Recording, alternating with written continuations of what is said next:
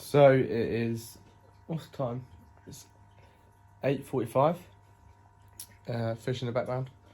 This is where I start getting ready for bed, start relaxing, start getting into my evening routine.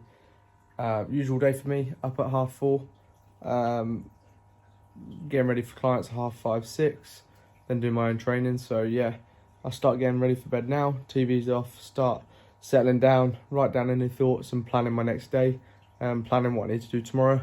Bit of a brain dump before I go to bed, and then we're ready to smash the next day tomorrow. So I'll keep you posted. So it is 5:30 in the morning. I open the gym, at the local gym that I work at. So it's 5:30 in the morning. I start the day with a protein shake, just because I like to push my food volume later on. So just starting my morning, first few clients in, and then building the online stuff and going through check-ins with clients. But yeah, nice and easy start to the day. Up at 4:30, in the shower, leave the house at 5, get down the gym, open up, ready to get cracking. So just setting up for my day. I like to plan things in advance. I'm very particular when it comes to planning stuff, just because I think that's where a lot of people go wrong.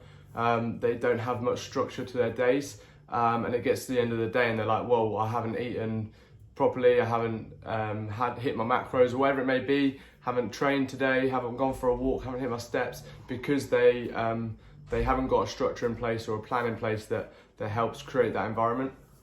So yeah, just before I do my client sessions, I like to have a protein shake, like I said earlier, just to get my protein intake in and get something in straight away. Then I train after about 7:30, after my last 2 clients. Then I train myself before my next lot of clients. I've got about an hour to train. Nice whole body session today. And then I'll get some proper food in to start my day off. So yeah. So it's now midday. And what I like to try and do is break up my day, break up the sitting. So I do my clients obviously in the morning, then I train myself, I come home, I do a bit of coaching, online coaching, if I need to do any check-ins, and then try and break the sitting up throughout the day with some walks. So I just go for literally a 5-10 minute walk around the block, get a few steps in, like I said. What I like to try and do with my step count each day is set myself a target for a midway point. So by midday I need to be hitting X amount of steps. So it means when I sit down in the evening, I haven't got loads to do, and I can just go for an evening walk with my partner and get the rest of them in. So basically I break the day up as much as I can with intervals of sitting, doing work, and then getting movement in where I can. Obviously not everyone can do that. If you're in an office job and things like that, try and move frequently, even if it's just going to the toilet or going to get a glass of water. Just keep frequent movement in, helps break a lot of the sitting up, and also it does get some movement in it. It does help ultimately. So yeah, halfway through the day, steps are at halfway point, keep pushing on. Just going through client check-ins now, so a lot more sedentary. Hopefully going to go train a bit later on as well. I'll just do a bit of light cardio just to tick over today, because it's Christmas coming up, so I'll just add in a bit of cardio there. So yeah, my day is very varied. With COVID, obviously I've built the online coaching business, so in the mornings I get up at 4:30, like I said earlier. I get to the gym for about 5:15. And then from there, I do my first client. So I only train a maximum of 4 people a day now. My one-to-one space is very limited. All of my work is mainly online. So basically my start of the day is between 5 a.m. and 10. And by that point, I've got all my clients trained. I've trained myself usually. If not, I then push back and train between 10 and 12. Then between midday, I go home, and then it's more of an office-based job. So obviously, like I'm sat here in my office now, creating webinars or content for clients, or it's going through check-ins, so going through people's data and supplying them with video feedback as to what they need to change that week, or having catch-ups with clients, and just generally trying to overcome any barriers that the client has. So I do that from about 12 until roughly now, around 6:30. And then I try and eat. I spend a bit of time with my partner. I now take control of food, so I cook the dinner, and then we go for a walk in the evening.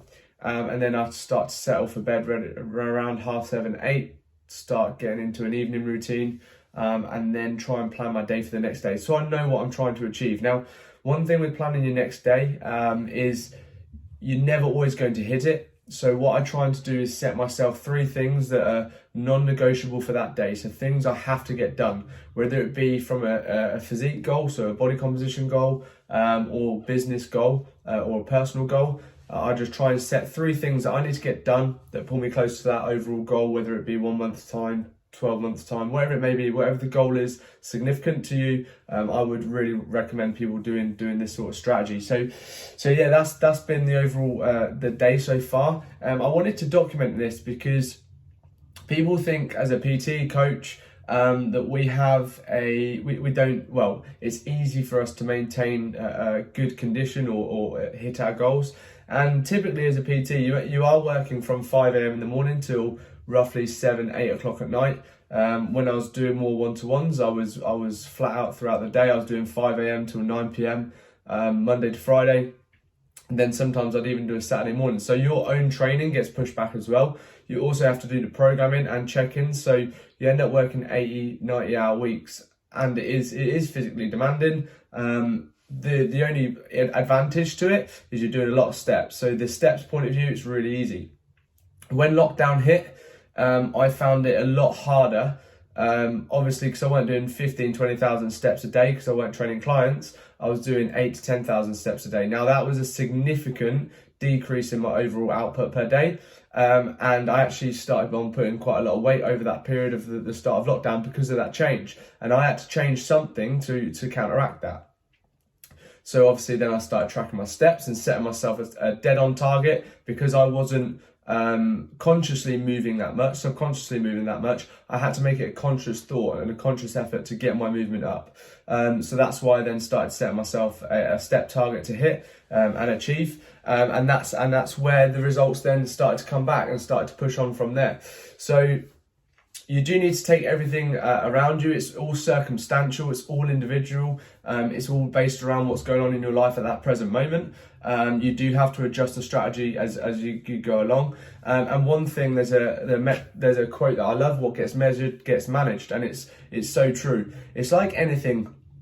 When it comes to nutrition, when it comes to body composition goals, you need to track some metrics to be able to make the changes. And this is where a lot of people go wrong, especially from a food point of view. People don't really want to track, although MyFitnessPal, it takes 10 seconds to log your food, and it will give you some sort of data. Yeah, tracking isn't always 100% accurate, but at least you've got some tangible data you can make informed decisions with, as long as you've got other metrics as well, like body weight and photos and measurements. If that's coming down, then you know what's going on. So start tracking some sort of metric, get some data that you can actually start making informed decisions with, and then yeah, the results typically will come from there when you're more consistent with it and when you actually start making those decisions. So I hope you enjoyed this a day in a life of sort of thing. I didn't want it to be as corny as that. The idea is of these videos is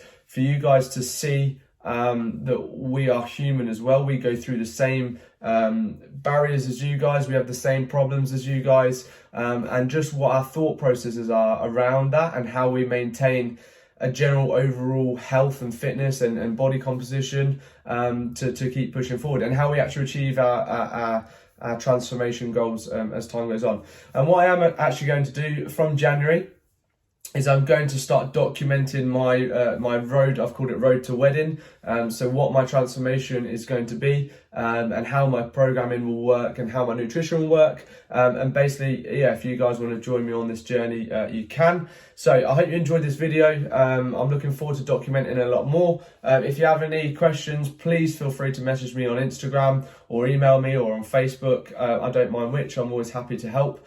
I'll happy to have a chat with you and give you advice or anything like that. I'm always open to suggestions, so what you guys want to see, what you want to see more of. I don't mind doing some Q&As with clients and stuff like that. So yeah, feel free to let me know what you want to see, and we'll go from there. I hope you enjoyed it. I hope you have a wonderful evening or a wonderful day. And yeah, I look forward to seeing you on the next one. Thank you for the support, guys. See you later on.